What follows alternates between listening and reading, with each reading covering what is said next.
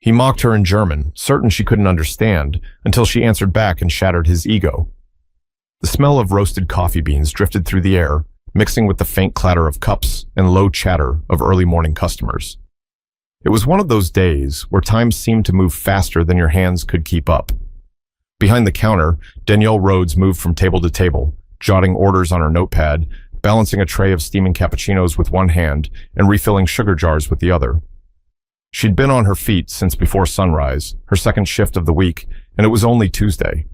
She didn't notice him at first. Most people didn't expect to see a billionaire in a place like this, a small, family-run cafe tucked between a pharmacy and a laundromat on 9th Street in downtown Phoenix. Jonas Wexler wasn't the type to blend in. His suit looked like it had never seen a wrinkle. The watch on his wrist was worth more than Danielle's car, and the way he scanned the room said he wasn't here to linger. His assistant trailed behind, already on the phone, speaking rapidly in German. Jonas chose a seat by the window, where sunlight spilled across the table like a spotlight. He didn't order right away. Instead, he tapped something on his phone, then leaned back, clearly waiting for someone. The cafe wasn't fancy, but it was clean, quiet, and the kind of place where regulars knew the staff by name. Jonas, though, looked like someone who never learned anyone's name unless it could help him close a deal. Danielle approached with her usual smile, the one that didn't show how exhausted she was. "Good morning," she said, pen ready. "Can I get you something to drink while you wait?" Jonas glanced up at her, then back at his phone. "Still water, room temperature, and make sure it's bottled." It wasn't a rude request, but the way he said it made her feel like she'd been given an order, not a choice. She brought his water a few moments later, placing it carefully in front of him. His assistant returned to the table, speaking in German again, her voice lowered but firm. Danielle didn't understand every word. Not yet. But she caught pieces of it, words that made her glance over her shoulder, words she had heard before when she lived overseas. Then the door swung open, and a tall man in a navy suit stepped inside. He was older, maybe in his late 50s, and walked like he was used to having people move out of his way. Jonas stood up to greet him, switching instantly into German. The two men shook hands, sat down, and lowered their voices. Though not enough. Danielle wasn't eavesdropping, not exactly. But in a cafe, sound carries. She caught bits and pieces, just enough to feel something shift in the air, and then she heard it. A comment about the waitress, in a tone that didn't need translation. His words rolled off his tongue quickly, with a mocking chuckle, but Danielle understood them perfectly. She had spent 3 years in Berlin, studying and working part-time before returning to the States. Her German was fluent. The insult wasn't about her service. It was about her, about the way she looked. Her pen hovered over her order pad, but she didn't write anything down. Instead, she looked at Jonas, really looked at him, and made a choice. But Jonas had no idea the woman standing in front of him could respond in the same language he thought was his shield. The cafe wasn't the kind of place anyone expected to see on a travel blog. No neon signs or glossy menu covers, just mismatched chairs, a long wooden counter polished from years of elbows leaning against it, and a chalkboard listing daily specials in looping handwriting. The air smelled faintly of cinnamon from the pastries cooling in the back, and sunlight filtered in through the large front window, catching the tiny flecks of dust drifting lazily in the air. It was busy enough to keep Danielle moving, but not chaotic. Most of the customers were locals, the kind who knew exactly what they wanted and didn't need a menu. An older couple shared a blueberry muffin at the corner table, heads bent together over a crossword puzzle. 2 college students sat near the back, typing furiously on laptops, headphones plugged in. A man in a construction uniform grabbed a coffee to go, nodding at Danielle in silent thanks before disappearing out the door. Jonas didn't fit here, not just because of the suit, but because of the way he held himself. There was a sharpness to his presence, like someone who was constantly measuring the worth of a situation before deciding how much of his attention it deserved. His companion, the older man who had just joined him, seemed more at ease but still carried that same polished confidence. From behind the counter, Danielle poured another coffee, watching Jonas and his companion over the rim of the glass pot. They weren't trying to hide their conversation. At least, not from anyone they assumed wouldn't understand it. She caught a few more words in German, some business terms she vaguely recognized, others she knew too well. It wasn't just idle talk. They were discussing contracts, money transfers, and names she'd never heard before but could tell were important. She made her way over to their table again. "Are you ready to order?" she asked, setting down two menus. Jonas didn't take his eyes off the older man. "We'll just have coffee for now. Black, both of us." Danielle wrote it down, though she didn't need to. She hesitated for a second, debating whether to ask the usual follow-up question, cream or sugar, but the tone in Jonas's voice told her not to bother. As she turned away, she heard it again. His voice, in German, saying something that made the older man chuckle. Danielle's jaw tightened for a moment before she forced herself to keep walking. She'd learned long ago that you couldn't react to every comment. But this one was different. At the counter, she poured 2 black coffees into mugs, her mind turning over what she'd heard. The words weren't just dismissive, they were personal, and that wasn't going to sit right with her. She carried the mugs back to the table, setting them down gently. 2 black coffees, she said with a smile. Jonas gave a short nod, already reaching for his phone again. The older man thanked her, in English, and went back to his conversation. Danielle stepped away, but not far. She busied herself with wiping down the table next to them, close enough to catch more of their words without looking like she was listening. The more she heard, the more her curiosity shifted into something sharper. It wasn't just about her anymore. But if Jonas thought the language barrier gave him cover, he was about to learn just how wrong he was. Danielle decided she wasn't going to let the comment slide, but she also wasn't going to rush it. Timing mattered. She'd learned that from her time overseas, in business meetings, in classrooms, even when haggling for fresh produce at street markets in Berlin. If you want the most impact, you wait until the other person feels comfortable, convinced they have the upper hand. She circled back to Jonas's table, a small notepad tucked in her apron pocket. This time, she stood just close enough to be a part of their space. "I just wanted to let you know our kitchen has a couple of specials today. Spinach and feta omelet, or the breakfast burrito if you're hungrier." Jonas glanced at her, almost impatient. "The omelet, no onions, and bring it out quickly, please." He didn't look up again, just slid the menu toward her like it was an afterthought. The older man gave her a polite smile and said, "I'll have the same. Thank you." His tone was warmer, but Danielle could tell who was leading the dynamic at this table. She wrote their orders down, then leaned slightly toward the older man. "We'll have those out in about 10 minutes. Jonas's phone buzzed, and he picked it up immediately, switching back into German. Danielle didn't understand every phrase, but the tone was sharp, almost dismissive. She caught words like nobody and wasting time. He wasn't talking about his omelet. As she walked back to the counter, she passed by a regular, Mrs. Turner, who was waiting for her latte. "You're running today," Mrs. Turner said, her voice warm. Danielle smiled. "Just a little extra energy in the room, I guess." She handed her the latte and went into the kitchen to pass the orders along to Miguel, the cook. While the omelet sizzled on the grill, she replayed the fragments of Jonas's words in her head. The way he'd glanced at her earlier, like he was evaluating her against some invisible standard. The smug tone when he'd thought she couldn't understand. She wasn't angry, not exactly, more resolved. When the plates were ready, she carried them out, balancing the tray on one hand. She placed Jonas's omelet in front of him first, then the older man's.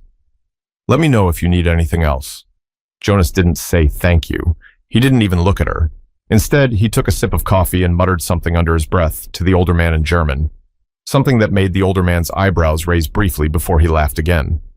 Danielle turned away slowly, masking the fact that she'd heard every single word. Her German wasn't just conversational. It was precise. She knew exactly what Jonas had called her. Back behind the counter, she took a moment to breathe.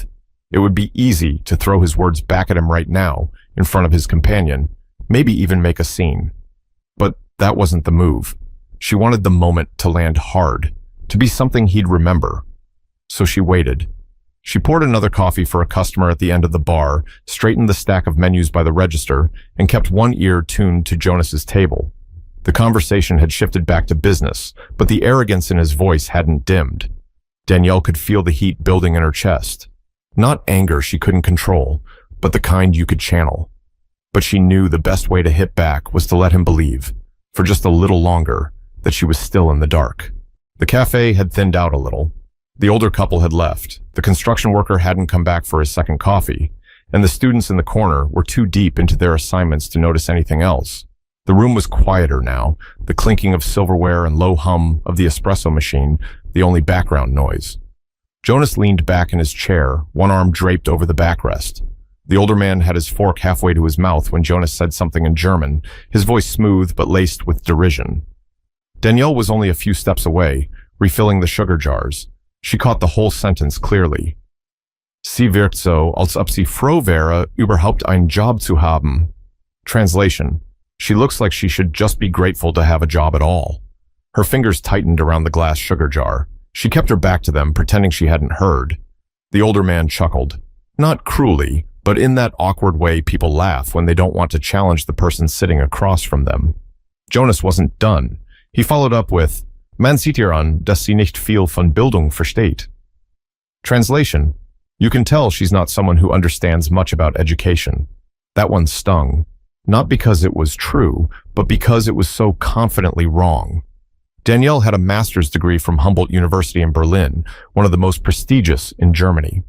She'd worked on research projects, written academic papers in German, and navigated more complex conversations than Jonas could imagine, and yet here he was, reducing her to, what?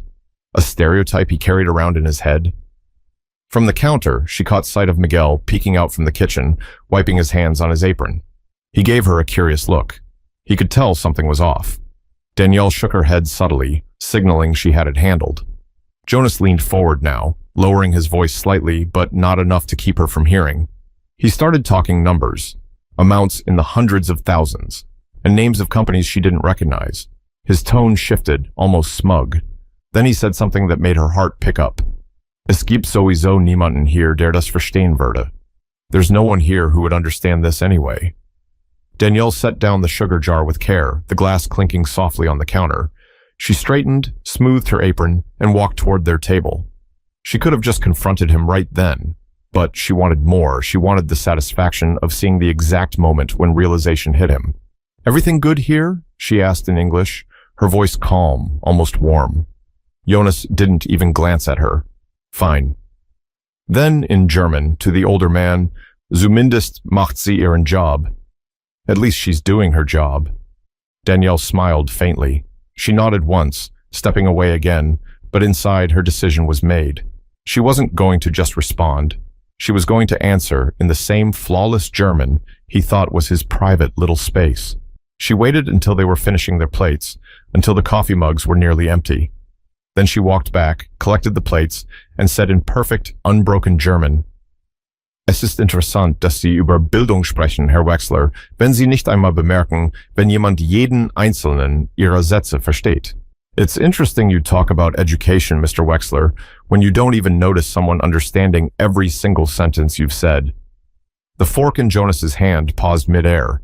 His eyes shot up to hers, blinking once like he wasn't sure he'd heard correctly. The older man froze, his gaze flicking between them.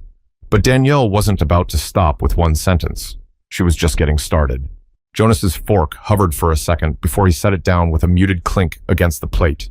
He leaned back slightly, his expression shifting from surprise to something harder to read, a mix of calculation and discomfort.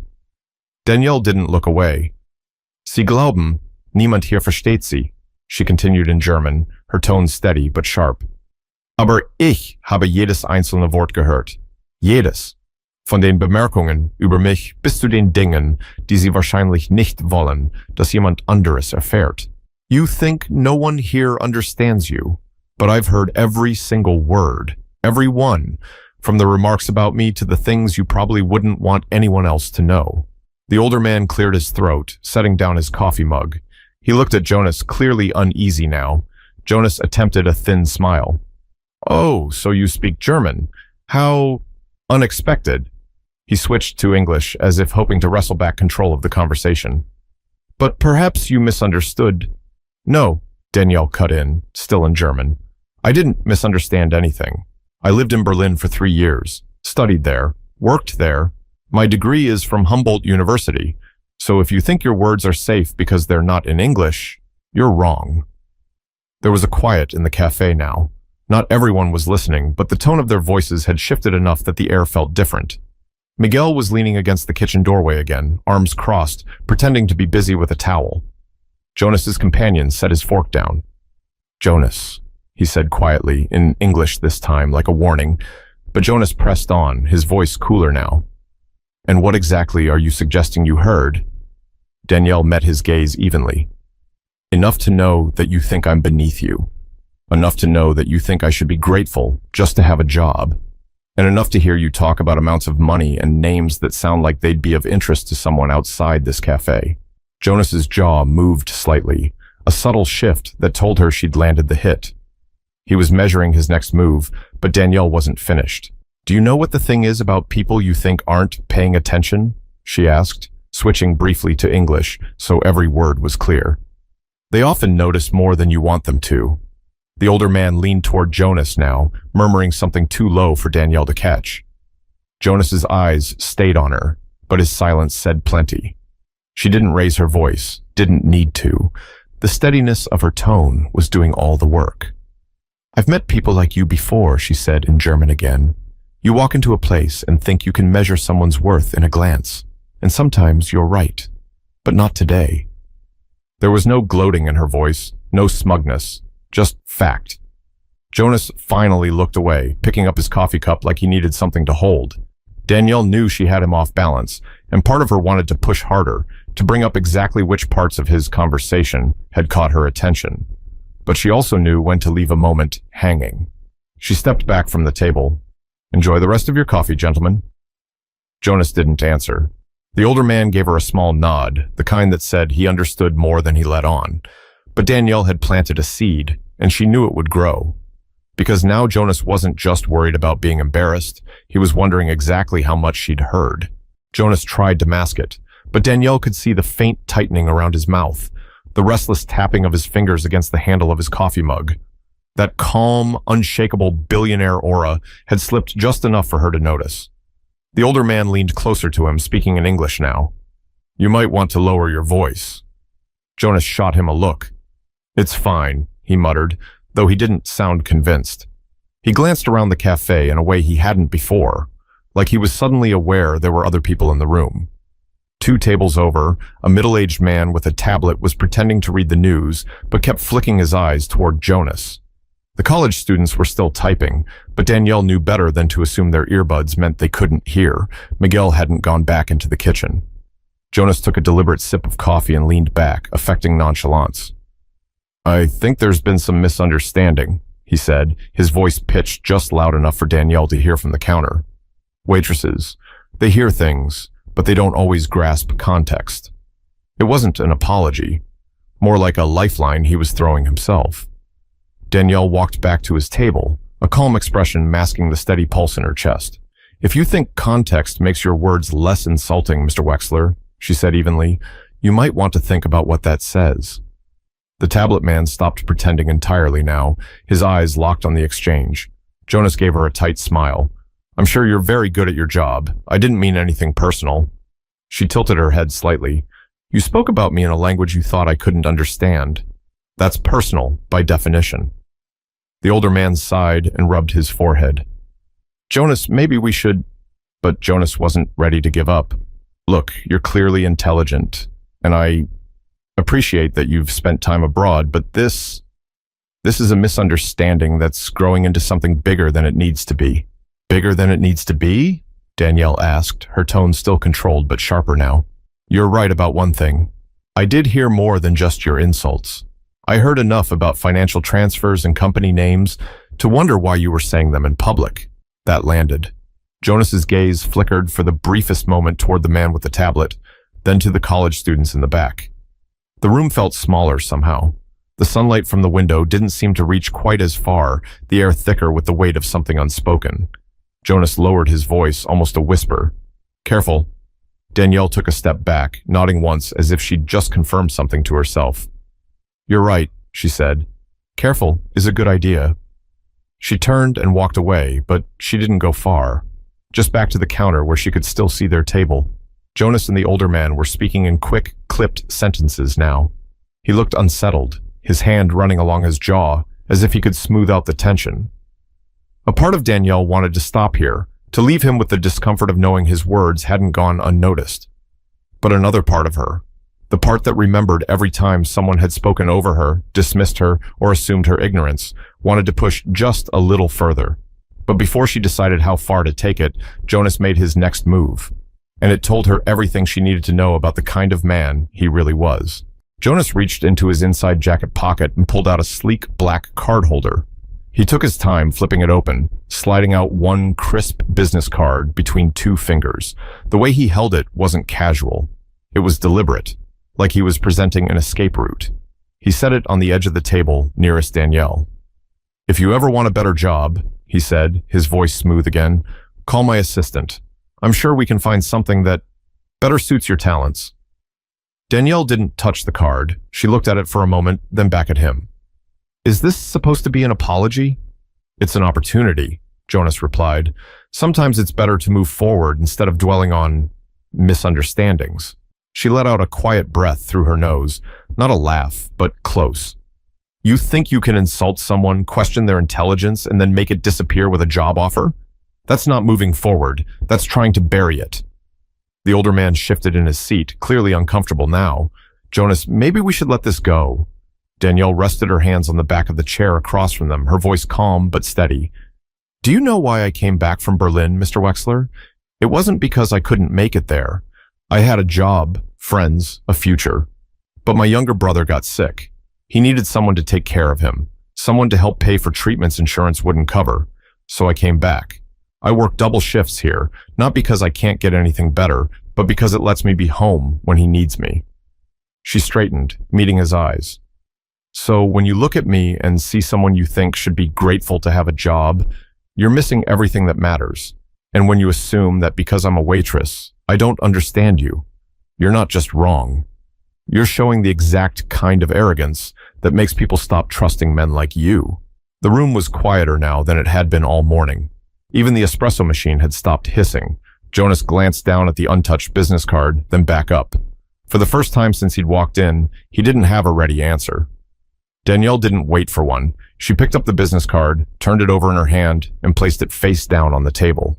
"You can keep it," she said. "I think you're the one who needs the opportunity to actually listen to people you think are beneath you." Jonas's mouth pressed into a thin line. The older man gave Danielle another small nod, this time one of respect. She stepped back from the table, collected the empty plates, and carried them to the counter without looking over her shoulder. She didn't need to. The point had been made. From the corner of her eye, she saw Jonas slip the business card back into his holder, his expression unreadable now. He murmured something to the older man, who shook his head slightly. Danielle poured herself a glass of water, feeling the adrenaline slowly fade. She hadn't set out to make a scene today, but sometimes scenes make themselves when the truth finally gets a voice. And as Jonas stood to leave, his silence told her the message had landed, even if his pride wouldn't let him say it. Jonas left without another word. The little bell above the cafe door jingled as he stepped out into the Arizona sun, his companion following a few steps behind. Danielle watched through the window as the two men crossed the street and disappeared into a waiting black sedan. The cafe slowly returned to its usual rhythm. The college students kept typing. Mrs. Turner came back for a second latte, and Miguel finally returned to the kitchen. But for Danielle, the air felt different, lighter somehow. She wasn't smiling for the sake of customer service now. She was smiling because she'd stood her ground. She went about wiping down tables, not because she had to, but because she wanted to keep moving, to let the moment settle in. She didn't know if Jonas would ever change the way he saw people. Maybe he'd tell himself she'd overreacted. Maybe he'd think about her words the next time he sat down in a restaurant. She couldn't control that.